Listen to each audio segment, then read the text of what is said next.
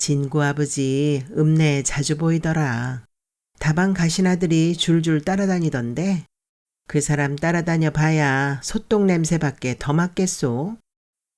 소똥 냄새가 바로 돈 냄새 아이가.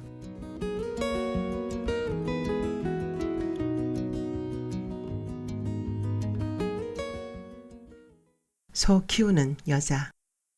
고금난. 마을 입구에 있던 백씨의 서마지기 밭이 팔렸다는 소문이 진군의 귀에 들어왔다. 이 동네 터줏대감인 백씨가 목숨처럼 붙들고 있던 마지막 밭대기였다. 돌아보면 그의 어머니인 양골댁이 교통사고로 세상을 떠날 때부터 이미 가세가 기울고 있었다. 마을 앞 2차선 도로가 6차선으로 확장되면서 건너편 관정 들판에 있는 논이 수용될 때만 해도 모두가 부러워했던 집안이었다. 그런데 보상금으로 받은 뭉칫돈을 백씨가 주식이라는 도깨비 노름에 모두 날렸다는 소문과 함께 부인이 암 말기로 입원했다는 말이 들렸고 1년 가까이 서울대 병원을 들락거리며 뒷바라지를 하던 백씨는 5년 전에 팔자에 없는 호라비 신세가 되고 말았다. 언젠가부터 마을엔 굳은 일이 자주 일어났다.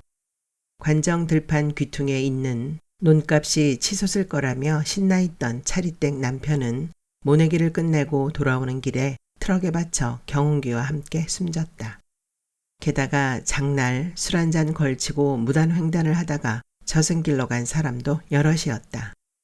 집에서 키우는 소나 돼지, 닭도 예외는 아니었다. 옛날엔 이름조차 들어본 적이 없는 광우병과 브루셀라, 구제역 같은 병이 떠돌고 조류 독감도 철마다 극성이었다. 진군애가 30년 전 직동마을로 시집을 올 때만 해도 내 집, 네 집 일이 따로 없었고 좋지 않은 일이 연달아 생기면 당산나무에 모여 제를 올리고 무탈하기를 함께 빌었었는데 요즘은 얼굴을 마주할 일이 없을 정도였다. 특히 100여 마리의 소를 키우고 있는 진군에는 마을 사람들과 어울릴 시간이 아예 없었다. 우시장을 드나들며 제때에 소를 팔고 사는 일과 축사의 배설물을 포크레인으로 치워서 거름을 만드는 일, 두부 공장에서 콩비지를 실어 나르거나 창고에 쌓아둔 사료 부대를 축사까지 옮기는 작업은 그녀의 남편인 추씨가 하지만 소에게 끼니와 물을 주고 갓 낳은 송아지를 돌보는 등 자잘한 일은 모두 그녀의 손끝에서 이루어졌다. 도시 사람이 백시밭을 샀다면 머저나 또 집을 짓겠군. 진군에는 한숨을 쉬었다. 그녀가 염려했던 대로 몇 달 지나자 마을 입구에는 아담한 통나무집이 한 채 들어섰다. 시골이라 해도 읍내와 거리가 가까운 탓에 직동 마을에는 벌써 5채의 전원주택이 생기고 비어있던 낡은 집도 외지 사람에게 팔려나갔다. 그런 소문을 들을 때마다 그녀는 굴러온 돌이 박힌 돌을 뺀다는 옛말이 떠올라서 속이 편치 않았다. 그녀는 대체로 마을 사람들과 사이가 좋지 않았지만 애달파하지 않았고 그렇다고 새로 이사온 사람들과도 친하려고 들지 않았다. 그들은 살아가는데 전혀 득이 되지 않는다고 믿었다. 40여 가구가 사는 마을 복판에서 소를 키우니 사람들은 대놓고 말은 하지 않아도 은근히 소똥 냄새와 파리 때문에 자주 불평들을 쏟아내었다. 누구라도 함부로 주둥이를 놀렸단 봐라. 내가 그냥. 진군엔 마음에 잡히는 사람이 있으면 그렇게 벼르고 욕하며 텃세를 했다. 사실 40년 전까지만 해도 이렇게 소를 많이 키우게 될 줄 몰랐다. 논농사를 짓는 것보다 소를 키우면서 얻는 수익이 많아지면서 마릿수가 늘어났지만 문제는 그때그때 느려졌던 축사가 비좁아지고 있다는 사실이었다. 이미 엎질러진 물이지만 백씨가 부인을 잃은 지 얼마 지나지 않아서 진군의 집 건너편 산 밑에 있는 사례밭을 팔려고 내놓았을 때 두말 없이 사들여야 했었다. 그때 남편인 추씨는 마릿수를 늘리는데 정신이 팔려 있었고 그녀는 쉽게 팔리지 않을 것이니 서두를 필요가 없다고 생각했었다. 당시 마을 곳곳에 내놓은 논밭이 넘쳐났지만 언양읍 전체가 토지거래 허가지역으로 묶여 있어서 매매는 거의 이루어지지 않는 상태라 백 씨는 하루 걸러 추 씨를 찾아와 통사정을 했었다. 자네 알다시피 큰딸이 취직이 되었는데 여기서 출퇴근하기가 어렵지 않나? 작은 놈도 올해 대학에 들어가니 울산에 방이라도 하나 장만해 주어야 하는데 내 아무리 생각해도 자네가 저 땅의 임자인 것 같네. 시아버지가 한때 백씨 집에서 머슴을 산 적이 있었다는 말을 들은 적이 있는 터라 그녀는 자신도 모르게 코웃음을 치며 남편의 옆구리를 슬쩍 찔렀다. 우리는 형편이 어려워서 딴 사람에게 한번 권해보소.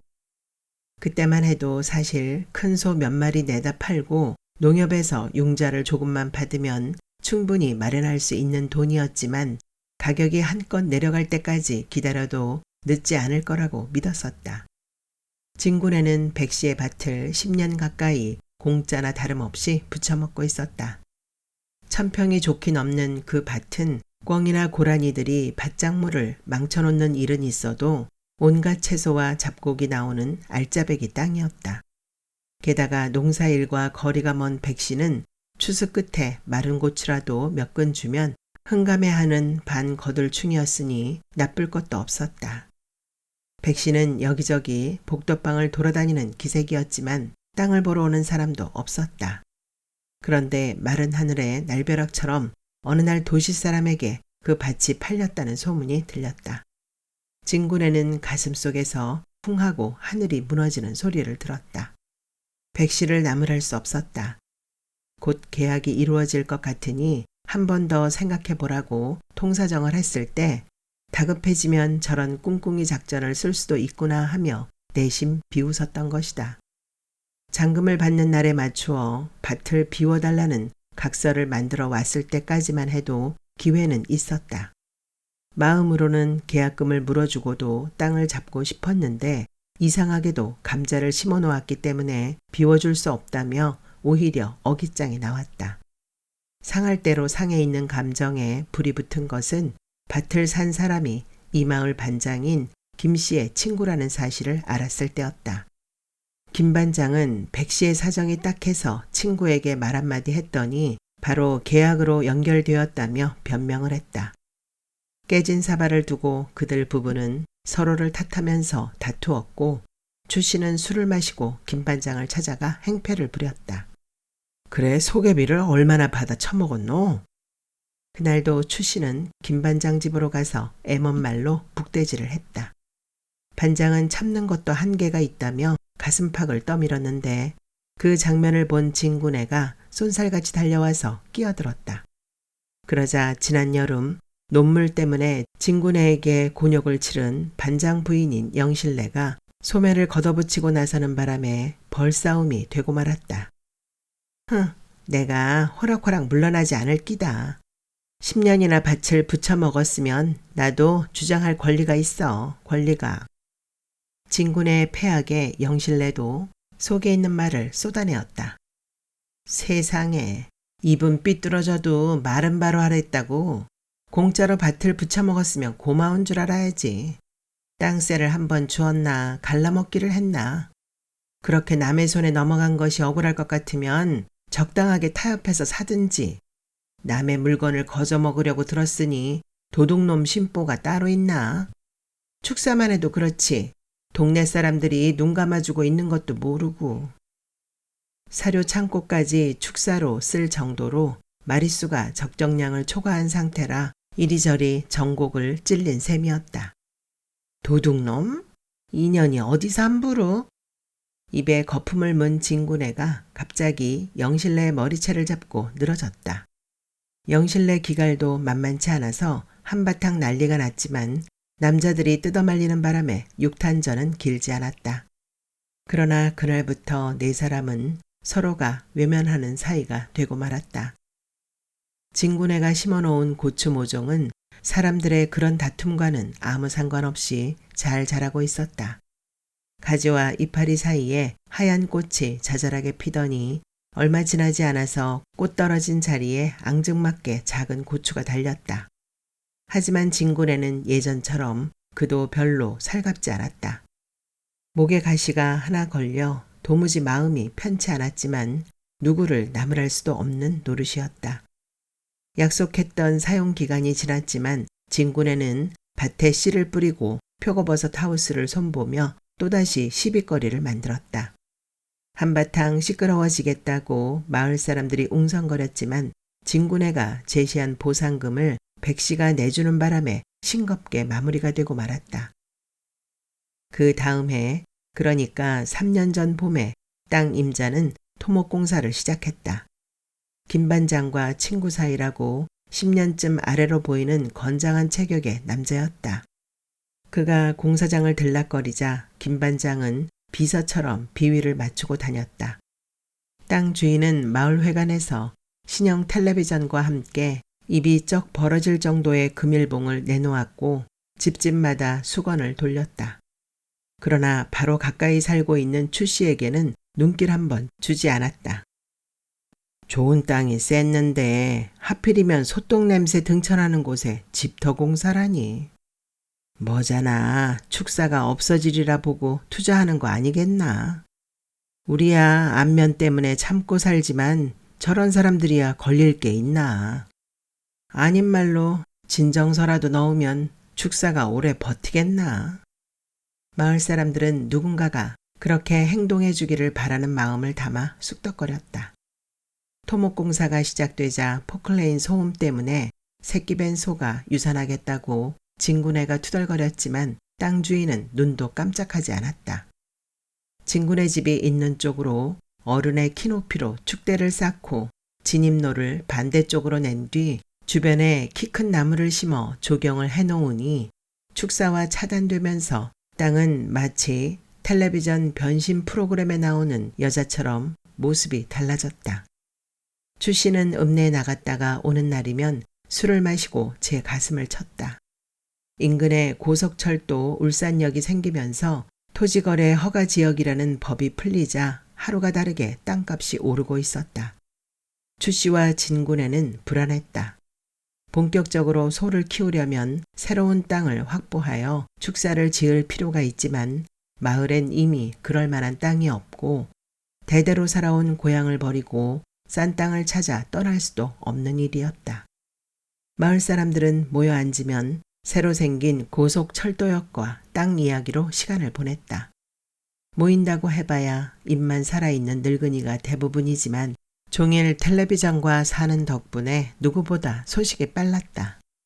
하루에 10,000명이 울산역을 이용한다는데 어디서 그 많은 사람들이 올까?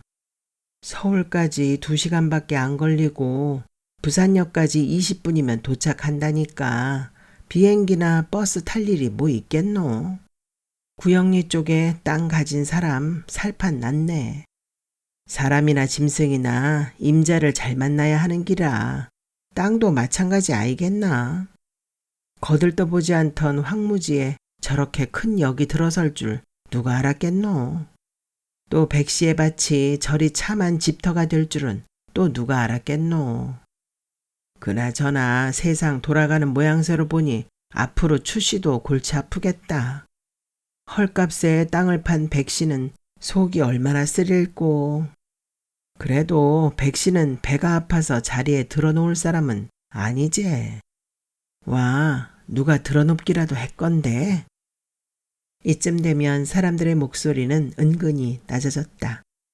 낯선 사람들이 들락거리는 횟수가 잦아지더니 조성해 놓은 집터가 하나둘 팔린다는 소문이 들렸다. 그리고 다음해 가을에 그림처럼 아름다운 전원주택 한 채가 들어서면서 마을의 분위기가 달라졌다. 그러나 마을을 등지고 집을 지은 데다 생활 기반을 도시에 두고 주말에나 올라와 쉬어가는 사람들이니 마을 사람들과 어울릴 일이 없었다. 진군에는 부글거리는 속을 달래는 방법으로 일을 더욱 열심히 했다. 전에 없던 버릇이 생겼다면서 시도 때도 없이 고개가 전원주택이 있는 쪽으로 돌아간다는 사실이었다. 아까워라, 아까워라 하면서 발돋움을 하면 자연석으로 조성한 꽃동산이 보이고 낮은 나무 울타리 사이로 석등과 키 작은 둥근 소나무의 자태가 눈에 들어왔다. 주말이 되면 약속이라도 한 듯 몇 대의 고급 승용차가 하얀 철제대문 앞에 줄을 서고 마당에는 고기를 굽는 연기가 피어올랐다. 가끔은 마을을 산책하던 사람들이 축사 앞을 기웃거릴 때도 있었다. 부위별로 곱게 포장해 놓은 소고기만 먹던 사람들은 눈 똥 속에서 질척거리고 있는 소떼를 보며 눈살을 찌푸리거나 코를 막았다. 그럴 때면 진군에는 인상을 쓰거나 물건들을 함부로 다루거나 집어던지며 간접적으로 적대감을 드러내었다. 읍내 외출이 부쩍 잦아진 추 씨는 술을 마시는 날이 계속 늘어났다. 그는 삶의 방식을 바꿀 필요가 있다면서 진군에게 승용차를 뽑자고 말했다. 맨날 트럭만 끌고 다니라는 법이 있나? 우리도 팔자 한번 바꿔보자. 그럽시다. 남편의 말이 떨어지기 무섭게 진군에도 맞장구를 쳤다. 홧김에 서방질한다고 동네 사람들과 김반장, 특히 도시에서 온 앞집 사람들이 보란듯이 마당에 새 차를 세워놓고 싶었다. 며칠 뒤 추 씨는 읍내 자동차 대리점에서 반짝반짝 윤이 나는 승용차를 한 대 끌고 왔다. 우리에게 딱 맞는 이름이지? 소 키우는 사람이 타는 차라고 소나타란다. 추 씨가 까만 자가용을 쓰다듬으며 한바구음을 웃자 진군에는 이름도 참 희한타. 소 키우는 사람이 타기에는 너무 고급이다. 그죠? 그리고 남편이 운전하는 옆자리에 앉아서 읍내에 나가 외식을 하는 호사를 몇 번 누렸다. 부지깽이도 일어서서 일을 한다는 추수철이 되었다. 수확한 쌀에 육화를 가져오고 정부에서 지급한 직불금까지 타먹는 조건부 농사만 해도 100마지기가 넘는데 품삯을 받고 콤바인으로 탈곡을 해주는 노는 더 많으니 안팎으로 할 일이 태산이었다. 농기계 장만하는 일은 만만치 않지만 일찌감치 영농 후계자로 등록이 되어 있는 터라 저리로 융자를 받아서 해결할 수 있었다. 돌아보면 논 한마지기 부쳐 먹으려고 지주에게 손바닥을 비비던 시절은 참으로 아득한 이야기가 되고 오히려 땅 주인이 찾아와서 농사를 지어달라고 애원하는 시대가 되었다. 그러니 쌀 농사 때문에 일부러 땅을 살 필요가 없다고 믿었는데 주택들이 하나둘 들어서면서 주변 농값도 많이 올랐다는 소문이었다. 마을 사람들이 살아가는 모습도 달라졌다. 진군의 집과 가장 가까이 있는 차리댁은 집 앞에 반반한 텃밭이 있어도 자기가 먹을 채소를 심지 않았다. 나이가 들었다는 이유도 있지만 시장에서 사다 먹는 게 훨씬 싸게 먹히기 때문이었다. 아이고, 살아봐야 얼마나 살기라고. 차리댁은 한동안 읍내 약장사며 찜질방으로 돌아다니는 눈치더니 요즘은 읍사무소에서 운영하는 노인대학에서 한글을 배우고 노래교실까지 다닌다는 소문이 들렸다. 늙은 년이 늦게 글 배워서 선생질 할 건가? 노래 배워서 기생질 할라나? 진군에는 흉을 보았지만 그 빈정거림 속에 부러움이 들어있다는 것을 자신도 눈치채지 못했다. 가을 거지로 정신이 없자 송아지가 태어나도 크게 기쁘지 않고 사료를 주는 일도 신나지 않을 정도로 피곤했다. 허연 머리가 계속 돋아나도 염색은커녕 파마하러 갈 시간조차 없으니 저절로 신세 한탄이 나올 때도 있었다. 도와줄 일손이 간절했지만 돈을 주어도 일할 사람을 구할 수 없었다. 큰아들 진구는 고등학교를 졸업하고 바로 도시로 달아났다. 부산에서 전문대를 나와 일식 조리사 자격증을 따고 제법 큰 식당에 취직을 했으니 애당초 농사일을 물려받을 놈이 아니었다. 둘째 아들은 가수가 되겠다는 엉뚱한 꿈을 가지고 제 형과 반대 방향인 서울로 튀었다. 양쪽 집안을 눈을 닫고 뒤져봐도 딴따라가 없었는데 어쩌다 그런 놈이 뱃속으로 들어왔는지 머리가 흔들렸다. 가수학원을 다니고 있다는 아들은 돈을 보내달라는 연락이 올 때만 목소리를 들을 수 있을 뿐 전화도 잘 받지 않았다. 진군에는 콤바인을 따라다니며 남편의 추수일을 도왔다. 그날도 두 사람은 뽀얗게 흙먼지를 뒤집어 쓰고 집으로 들어왔다. 추 씨는 소에게 늦은 저녁을 주고 진군에는 밥을 준비하기 위해 현관으로 들어서며 거실에 스위치를 올렸다. 파리똥으로 도배가 된 형광등에 불이 들어왔을 때 그녀의 눈에 설거지를 하지 않고 개수대에 엉망으로 쌓아놓은 그릇들이 눈에 들어왔다. 그녀는 거실 복판에 멍청하게 서서 낡은 소파와 탁자 위에 어지럽게 널린 장부 나부랭이와 파리채, 오래된 텔레비전 등을 바라보았다. 늘 보던 거실 풍경이 낯설게 느껴졌다. 시집 온 지 10년 만에 농협에서 융자를 내어 집을 지을 때만 해도 아방궁을 짓는 기분이었는데 지금은 축사와 다를 것이 없다는 기분이 들었다. 시어머니가 살아있을 땐 집안일에 신경을 쓸 필요가 없었다. 시어머니가 어찌나 알뜰하게 살림을 살아주었는지 늘 그 손길이 그리웠다. 어머닌 입식 부엌과 뜨거운 물로 샤워할 수 있는 수세식 화장실만으로도 천국이 따로 없다며 감동했었고 그때는 진군에도 같은 마음이었다. 저녁밥을 준비하는데 눈꺼풀이 자꾸 내려앉았다. 아내의 기분에 아랑곳 없이 샤워를 마치고 나온 추 씨가 소파에 비스듬하게 기대어 코미디 프로그램의 채널을 맞추고 키득거리며 웃고 있었다. 텔레비전에서 흘러나오는 남자 개그맨의 목소리가 반장 김씨와 흡사해서 진군에는 인상을 썼다. 여자가 어디 건방지게 찜질방을 찾아다니고 있어. 예전엔 꿈도 못 꿨어. 아니 그렇게 찜질방을 몰려다니면 소는 누가 키울 거야, 소는. 그녀는 마치 김씨가 앞에 있기라도 한 것처럼 소리내어 중얼거렸다. 미친놈, 누가 제놈에게 키워달래? 남편이 쯧하고 혀를 찼다. 아유, 저런 등신, 뜻도 모르면서. 등신? 문득 며칠 전 차리떼기 하던 말이 떠올랐다. 진구 아버지 읍내에 자주 보이더라. 다방 가신 아들이 줄줄 따라다니던데 그 사람 따라다녀 봐야 소똥 냄새밖에 더 맡겠소. 소똥 냄새가 바로 돈 냄새 아이가. 걱정 마소. 사내라면 가신 아들에게 커피도 좀 사주고 다녀야지. 시샘이 많고 말무름 잘해서 싸움 붙이는 데 선수인 차리댁에게 호락호락 넘어갈 진군애가 아니었다. 에구 저런 매구등신. 아지매나 등신짓 하지 말고 눈 똑바로 뜨고 다니소. 진군애는 마음이 불안했다. 돈을 쓰지 않는 것은 서로 어금버금이지만 차돌에 바람이 들면 석돌보다 못하다는 말이 자꾸 떠올랐다. 다음 날 축산조합에 모임이 있다면서 나간 남편은 밤 12시가 되어도 돌아오지 않았다.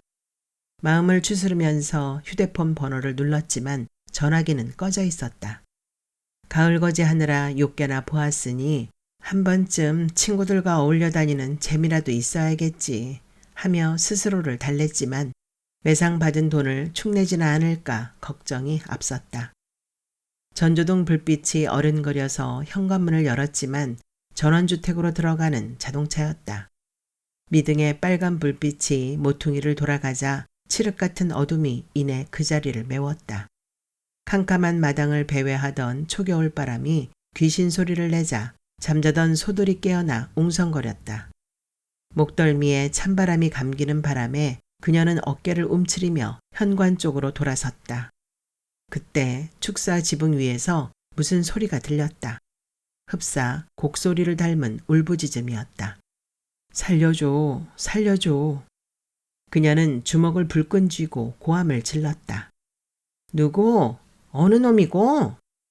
축사 지붕 위에 허연 깃발이 어둠 속에서 펄럭펄럭 소리를 내며 휘날리고 있었다. 갑자기 어린 시절에 보았던 어떤 기억과 연결되면서 진땀이 흘렀다. 아버지가 돌아가시던 날 동네 어른이 사다리를 타고 지붕으로 올라가 아버지가 평소에 입던 흰 두루마기를 흔들던 장면이었다. 몸을 벗어난 영혼을 본래 있던 자리로 떠나보내는 의식이라는 것을 뒤에 알았다. 속이 빈이 헛것이 다 보이는구나 싶어서 진군에는 아랫배에 힘을 주고 눈을 부릅떴다. 흰 깃발들이 하나씩 사라지면서 소들이 끙끙 앓는 소리를 내었다. 좋지 않은 일이 일어날 것 같은 예감이 들었다. 그러자 온몸에 소름이 돋으면서 등에서 식은땀이 흘렀다. 날씨가 본격적으로 추워지면서 솥값이 오르고 있다는 소문이 들었다. 그러나 마냥 좋아할 일이 아니었다. 미국에서 가뭄으로 옥수수 농사가 폐농이 되었다는 뉴스를 따라 사료값이 덩달아 뛰었다. 부드러운 입맛에 길들여진 놈들은 볏짚이나 옥수수 대궁은 잘 먹으려들지 않았다. 볏짚을 함께 먹이니 다른 축산가에 비해 사료값은 덜 들지만 겨우내 먹일 짚을 쌓아놓을 공간도 문제였다. 그녀는 축사 끝에 서서 건너편에 있는 전원주택의 마당에 눈길을 주었다. 주인이 왔는지 마당에 세워둔 승용차 창에 반사된 햇살이 눈을 찔렀다. 손등으로 눈두덩을 문지르며 그녀는 궁시렁거렸다. 팔자 좋은 사람은 가만히 놀아도 땅값이 올라 재산이 불어나고 어떤 년은 죽어라 일을 해도 맨날 그장 다니고. 예감대로 근래 들어 좋지 못한 일들이 많이 일어났다. 흰 깃발이 펄럭이는 것을 본 그날 밤 술에 취해 차를 몰고 오던 남편이 멀쩡히 서 있는 전봇대를 들이받고 병원에 실려가는 사고가 있었다. 소나타는 폐차할 수밖에 없을 정도로 망가졌는데 다행히 남편은 크게 다치지 않았다. 조수석에 다방 여자가 타고 있었다는 사실은 병원에 가서야 알았다. 그 싸가지 없는 여자가 얼굴에 난 상처를 빌미로 적잖은 성형비와 일당을 요구했을 때 다리 몽둥이를 확 분질러 놓고 싶었지만 축사 위에서 펄럭이던 흰 깃발을 떠올리며 참았다. 진군에는 액땜이라 여겼다. 남편의 소행도 돈도 크게 아깝지 않았다. 그러나 그런 안도감도 잠시 겨울에 접어들자 달수를 채우지 못하고 태어난 송아지가 2마리나 죽어나갔다. 그것도 액땜으로 받아들였다. 그런데 안동에서 구제역이 발생했다는 뉴스가 나오자 이상한 예감이 들었다. 구제역은 양돈단지에서 들불처럼 전국 이곳저곳으로 확산되고 있는 중이었다. 구제역 발생지에서 3km 안에 들어있는 소와 돼지는 예방적 차원에서 모두 살처분한다는 정부의 조처에 따라 텔레비전에서는 매일 소와 돼지를 생매장하는 회개한 장면들이 나왔다. 아이고, 저 아까운 것을. 한 마리 돈이 얼만데. 겨울 내내 텔레비전이나 사람이나 모두 구제역에 대한 이야기만 했다. 그러던 어느 날 인근 지역인 양산까지 구제역이 내려왔다는 말이 들렸다. 기온은 한 달이 넘도록 영하권에 머물고 남쪽에서는 좀채 구경하기 힘든 폭설까지 내려 축사의 지붕 한쪽이 내려앉았다. 설날이 가까워오자 직동마을에도 비상령이 내렸다. 외출을 삼가고 석회가루를 집 주변에 뿌리며 날마다 소독을 하고 있지만 곧 백신을 접종해야 한다는 말이 들렸다.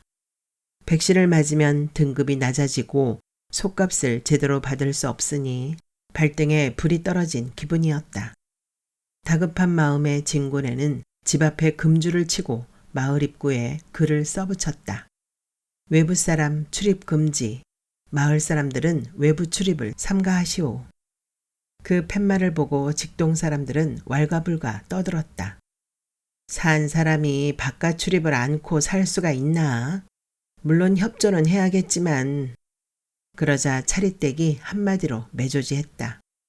어제도 밤새도록 소가 울어대는 바람에 잠을 설쳤는데 피해는 저들이 다 주고 있는데 협조는 무슨 얼어 죽을 놈의 협조.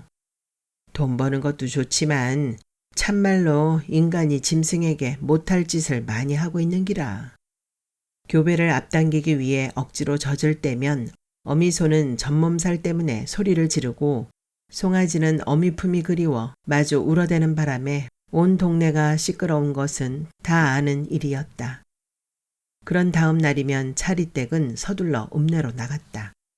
아침에는 텔레비전도 안 보여? 나라 전체가 구제역으로 이 난리인데 매일 읍내를 들락거리다가 바이러스라도 묻혀오면 누가 책임질 거요? 어느 날 진구네가 마음을 먹고 차리댁에게 한마디 던지자 차리댁이 발끈하며 말을 받았다. 아이고, 별소리 다 듣겠다. 내가 무슨 책임을 질 거고? 내가 와 발길을 끊고 들어앉아 있어야 할 거고? 자네가 나에게 소똥 냄새 때문에 미안하다고 헛말이라도 한번 한 적이 있나? 아님 말로 소 팔아서 나에게 밥 한 그릇 사본 적이 있나? 막말로 구제역이 온다고 해도 걱정할 게 뭐 있노? 나라에서 솥값 다 쳐서 준다니 목돈 받아 좋겠던데. 그 많은 돈이 어디서 나오는지 모르겠지만 진군에는 차리떼게 입을 쥐어박아야 할 주먹으로 제 복장을 치면서 속으로 욕설을 퍼부었다. 죽일년. 그리고는 날씨가 풀릴 때까지만 참자고 자신을 달랬다. 정 참을 수 없을 정도로 속이 상하면 축사 위에 펄럭거리던 흰 깃발을 떠올렸다. 그러면 가슴속에 들끓던 분노가 수그러들면서 조금 참을 수 있었다. 3월이 왔다. 봄이라고 하지만 날씨는 여전히 춥고 두꺼워진 저수지의 얼음은 녹을 기미가 없었다. 전국을 휩쓸던 구제역이 주춤해졌다는 말이 들렸지만 주요 도로나 마을을 지나가는 자동차의 방역 작업은 여전히 계속되고 있었다.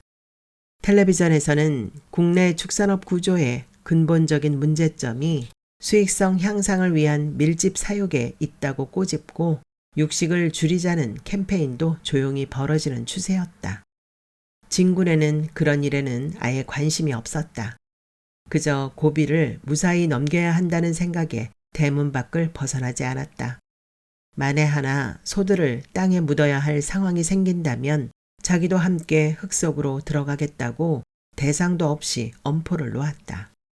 한편 생각하면 방역을 하든 백신을 접종하든 사람만 남는다면 한몫 잡을 수 있을지도 모를 일이었다. 그러나 대부분의 직동 사람들은 은밀하게 기대하고 있었다.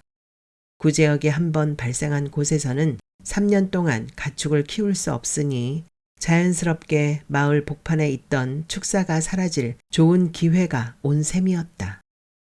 삼남 지역까지 구제역이 왔다는데 우리 마을도 시간 문제제.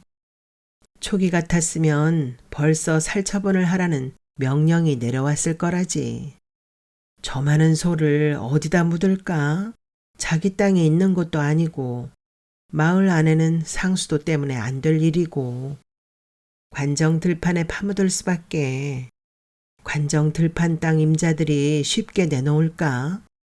나라에서 강제로 내놓으라면 똥 뺄 재주가 있겠나? 사람들은 걱정하는 척, 위로하는 척, 쉬쉬하며 의견들을 나누었다. 마음이 불편해진 몇몇 사람들이 슬그머니 빠져나와 먼 산을 바라보았다. 아이고, 세상이 왜 이렇게 험악하게 돌아가는지. 직동 마을을 내려다보던 가지사는 3월 중순인데도 하얀 모자를 쓰고 있었다. 노래교실로 가기 위해 옷을 곱게 차려입고 읍내로 나가던 차리댁은 목수건을 매만지며 하늘을 향해 지청구를 했다. 오늘부터 신곡 배우는데 아이고 목감기가 오면 안 되는데. 진군에는 자기 들으라고 하는 소리 같아서 차리댁의 뒷꼭지에 주먹질을 해대면서 날고지를 시작하는 하늘을 올려다보았다. 아이고 이놈의 세상. 이 빌어먹을 놈의 날씨는 언제쯤 풀리려나. 사람들의 시시비비나 한탄의 아랑곳 없이 하늘은 한 차례 눈을 뿌릴 준비를 하고 있었다.